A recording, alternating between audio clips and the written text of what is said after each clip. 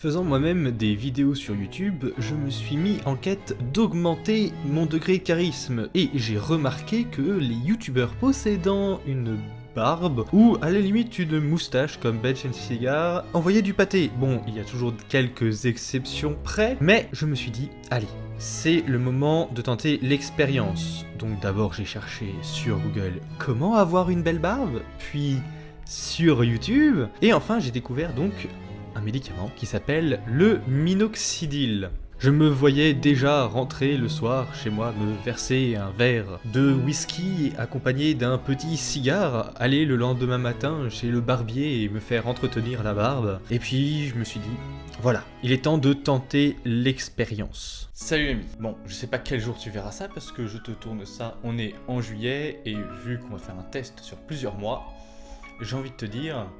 J'ai aucune idée quand cette vidéo sortira exactement. Mais du coup, aujourd'hui, on va parler de barbe, cheveux et compagnie, enfin plus précisément de minoxidil, oui tu l'as vu, parce que j'ai récemment découvert ça, et puis bon bah comme je fais des dermites assez souvent, tu peux checker dans le i juste en haut, j'ai perdu quelques petits cheveux par ici, et puis bon comme j'ai pas une barbe très fournie, autant tester, puisque bon il y a énormément de vidéos de tests, j'avais envie de voir si ça fonctionnait sur moi, et c'est l'occasion d'expérimenter. Alors pour le protocole, on va partir donc sur du minoxidil en 2%, sur 3 mois environ, 90 jours, et on va voir ce que ça donne. Alors, je m'en doute que en 2% c'est assez léger, mais je pense pas avoir besoin des 5%.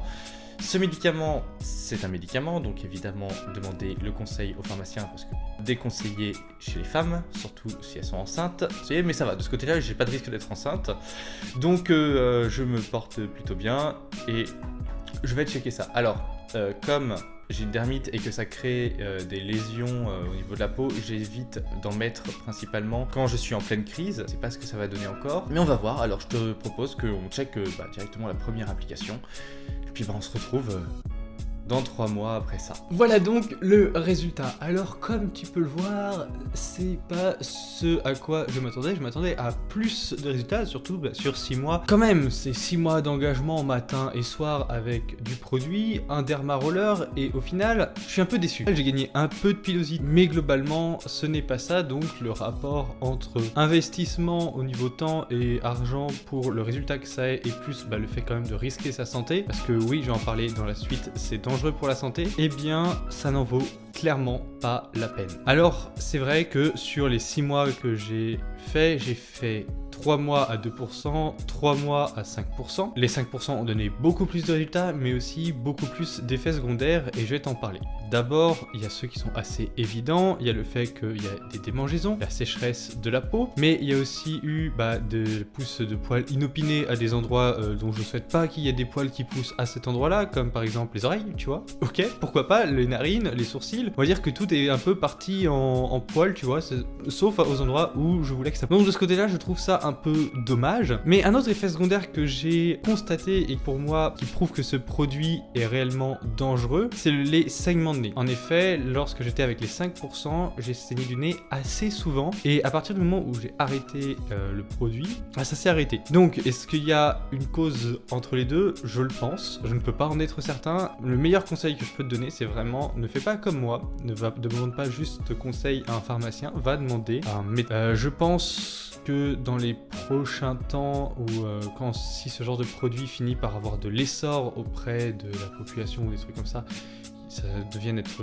constamment sur ordonnance, même à partir de 2%. Et quand je vois des personnes qui commandent, parce que je le vois sur internet, je suis pas aveugle, qui commandent aux États-Unis, à l'étranger, des solutions à 15%, sans ordonnance évidemment, quel moment et à quelle idée on peut être assez con pour faire ça? Je suis d'accord qu'on complexait sur sa barbe, mais avoir des problèmes de santé, pour ça, ça n'en vaut pas la peine. Alors, les problèmes de santé restent légers pour la plupart des cas, et vraiment, mais dans certains cas, il y a des formes plus graves. Je te laisse consulter l'ordonnance, je te mettrai certains effets secondaires qui sont plus graves, même un peu flippants, et tu vas te rendre compte que ça n'en vaut pas la peine. C'est-à-dire gagner quelques poils pour ça, et en fait, il faut vraiment, je pense, l'utiliser pendant 1 an, 2 ans avant d'avoir une pousse de pilosité, sachant qu'en plus, sur ce temps-là, je peux même pas être sûr finalement que c'est augmenter les poils de barbe, parce qu'à la base c'est un médicament pour l'alopécie, donc pour les cheveux, et que c'est pas le fait que j'ai simplement vieilli ou que ma testostérone a un peu augmenté. Pour moi, avant 26-27 ans, utiliser ce produit pour avoir de la barbe, ça n'en vaut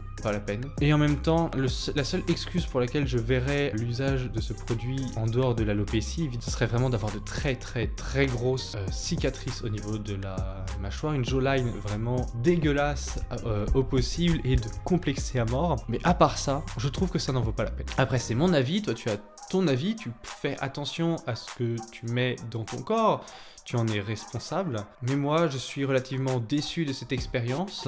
Même si j'ai eu des tout petits résultats, je préfère que tu préserves ta santé, que tu préserves ton intégrité corporelle, parce que pour moi c'est important d'avoir des abonnés et j'ai pas envie de voir le chiffre diminuer parce que tu meurs. Non, je rigole un petit peu, c'est un peu de l'humour noir, mais vraiment fais attention à ça. Si malgré tout ce que je te dis, tu décides quand même de prendre ce médicament, va vraiment voir un médecin et demande-lui, parce qu'il y a aussi des compatibilités entre les médicaments. Par contre, tout ce qui est dermaroller, je trouve ça vachement efficace, parce que je l'ai essayé en complément et sans le minoxidil, parce que là, ce que tu vois, c'est, ça fait 2 mois, non, ça fait 3 mois. Ça fait 3 mois que j'ai arrêté, et avec le dermaroller, j'obtiens très bons résultats. Je trouve que ma peau, au niveau là, parce que je l'applique pas ici à cause de la dermite, j'applique sur les parties sur le côté et ici, eh bien ma peau est beaucoup plus saine, notamment vis-à-vis de l'acné, et globalement j'en suis beaucoup plus fier, et beaucoup moins de poils incarnés, de micro-poils incarnés compagnie. Donc franchement, utilise du dermaroller, un peu d'huile pour